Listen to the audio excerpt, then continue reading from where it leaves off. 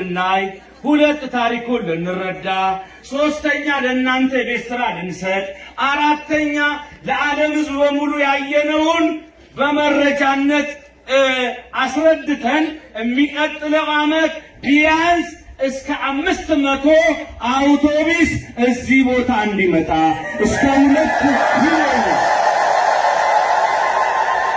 አንችልም እንችላለን ትልቅ ነው። ሁለት አንችልም አልሰማም አንችልም። እስቲ መልእክት አሰሙ። በዓለም ያላችሁ በሉ እንጀራይ በዓለም ያላችሁ የተዋሕዶ ልጆች በዓለም ያላችሁ የተዋሕዶ ልጆች መስከረም 21ን በግሸን እንደምናከብረው ህዳር 21ን በአክሱም ጽዮን እንደምናከብረው ህዳር 21ን በአክሱም እንደምናከብረው ሐምሌ 19ን ቁልቢ ገብርኤል ተጉዘን እንደምናከብረው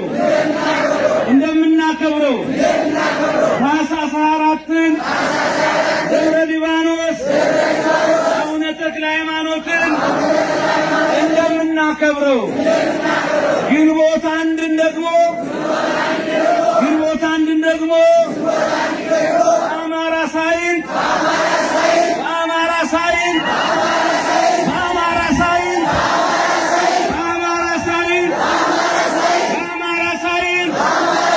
ተድባበ ማርያም መጣችሁ እንድታከብሩ የጉዞ ማህበራት ምዝገባውን በመላው ኢትዮጵያ በጊዜ አከናውናችሁ ወደኛ እንድትመጡ በድንግል ማርያም ስም መስዋዕተ ኦሪት በተሰዋባት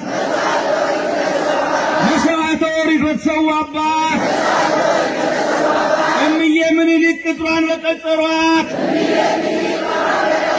እነ ንጉሥ ሚካኤል ቅጥሯን በቀጠሯት ነገሥታት ተቀብተው በነገሱባት አማርኛ በተጀመረባት ፊደል በተጀመረባት ስዕሏ ታቦቷ ለተሳለ ሰው ልጅ ላጣ ሰው ለመከነ ሰው ማኅፀን አለምልማ የወገብ ፍሬ ባርካ ልጅ የምታሳቅፈው ልጅ በምታሳቅፈው በተድባበ ጽዮን ማርያም በተድባበ ማርያም ስም አደራ እንላለን። ባትመጡ ብትቀሩ ማርያምን እናዝናለን። እንዳትቀሩ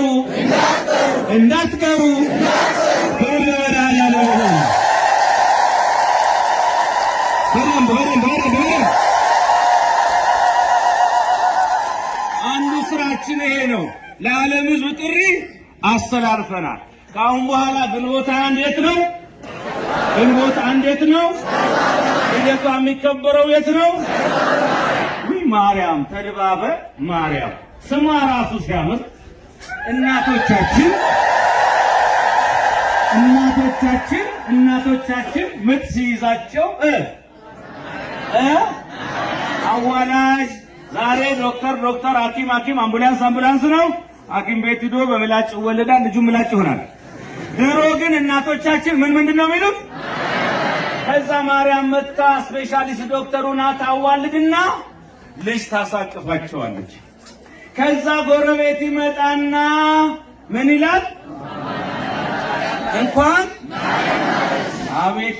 ስፔሻሊስት ዶክተሩና ምጡና ጥላ ዋለደች ብሎ እንኳን ማርያም ማረችሽ ይላል። ከዛ በኋላ ሲወጡ ደግሞ ገንፎዋን የተዘጋጀችዋን የማርያም አራስ ጠምሰው ሲወጡ ምን ይላሉ? ማርያም። አሁንም የማርያም ስም ከዛ ቤት አልጠፋም። የሚገርም ነው።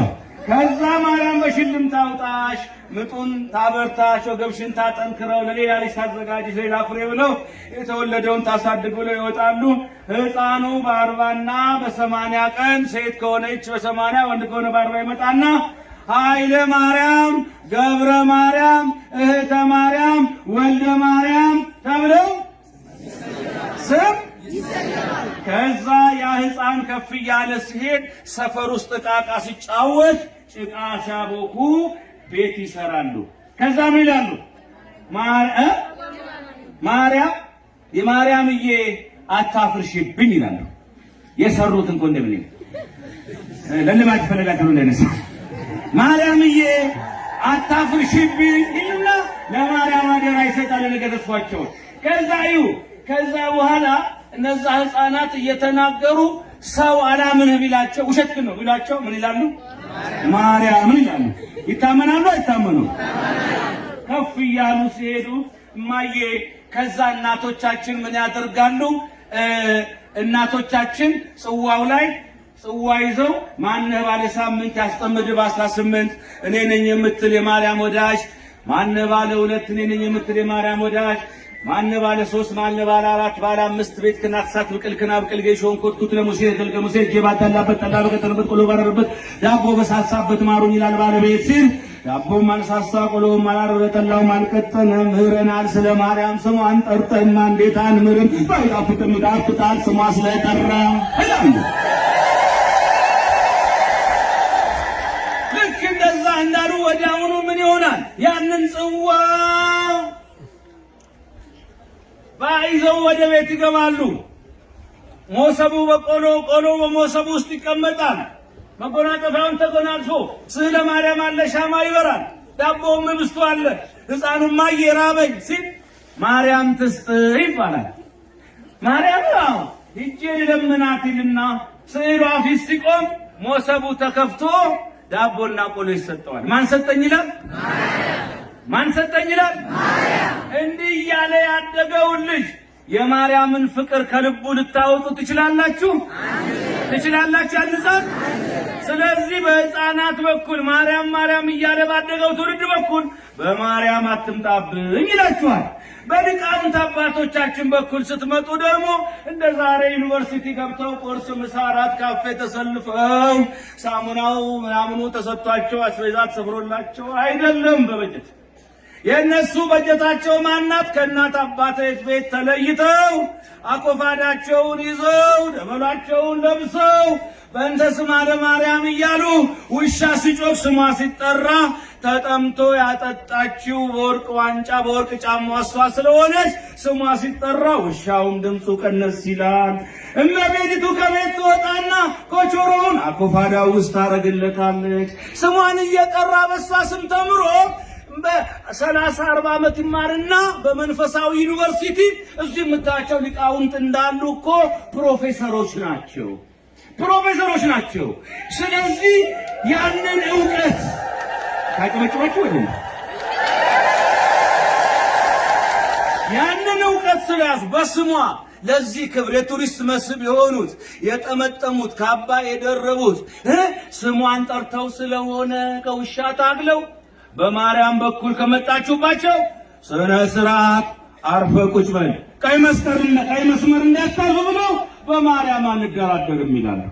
በሰባኪዎች በኩል ስብከታቸው ናት፣ በደራሲያን ድርሰታቸው ናት፣ በሚያዜሙ ዜማቸው ናት። በነገስታት በኩል ካያችሁ እንደምዬ ምኒልክ ደግሞ ቅድም እንዳልኩት ኢትዮጵያን ጣሊያን ሲወሯት ደብዳቤ ጽፈው በኖርኩባት ምድር ላይ አትኖርም ብሎ ነገር ፈልጎ ቆዳዬን ከፎ ጫማ ሊሰፋ በሞራዬ ሳሙና ሊያመርት ይሄ ነጭ ወንዝ ተሻግሮ ሳልደርስበት ደርሶብኛል። ስለዚህ የኢትዮጵያ ሕዝብ ወረኢሉ ላይ ከኔ ቀድመ ሂድና ጠብቀኝ፣ እኔም ታቦቱ ጊዮርጊስን ይዤ ጸሎተ ማርያም እየተደገመ እመጣለሁ። ምናልባት ማትችል በጸሎት አግዘኝ፣ ጉልበት ያለው በጉልበት። ሌላው ግን ድንገት እንደው ሄጄ እኔ ሰማዕቱ ጊዮርጊስ ታቦቱ ረድቶኝ ድንግል ረድታኝ አሸንፌ ስመጣ መንደር ለመንደር ስትል ከሰከስ ባገኝህ ማርያምን አለቅህ ሲሉ ንጉሡ የማርያም ስም ከጠሩ ማን ይቀራል ብሎ ሕዝቡ ሄደ። ማርያም የነገሥታት መሐላ በድል መለሰቻቸው። ክብር ለእመቤታችን። እና ኦርቶዶክሳውያን ማርያም እኛ በደማችን ውስጥ አለች። እንደ ካቶሊኮች የሥላሴ አራተኛ አድርገን ኃይለ አርያማዊት አንልም። እንደ ፕሮቴስታንቱም እንደኛው ሴት ናት አንልም። ክብር አናወርድም። እሷ ከፈጣሪ በታች ከፍጡራን ክብር ይገባታል። ማን ስላከበራት?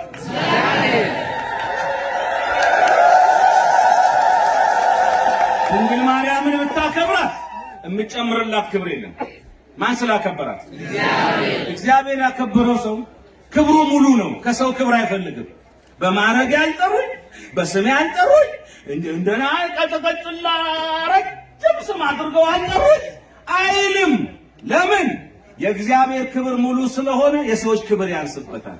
እግዚአብሔር ካከበረን በኋላ ማንም ሊያዋርደን አይችልም።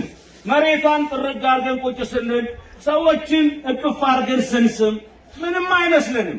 የተነሳንበት ክብራችን ከእግዚአብሔር ከሆነ ከምንም ጋር እንደማናንስ እናውቀዋለንና ማርያምን እግዚአብሔር አክብሯታል። አብርሃም እኔ ወደማሳይ ወደ አዜብ ምድር ሂድ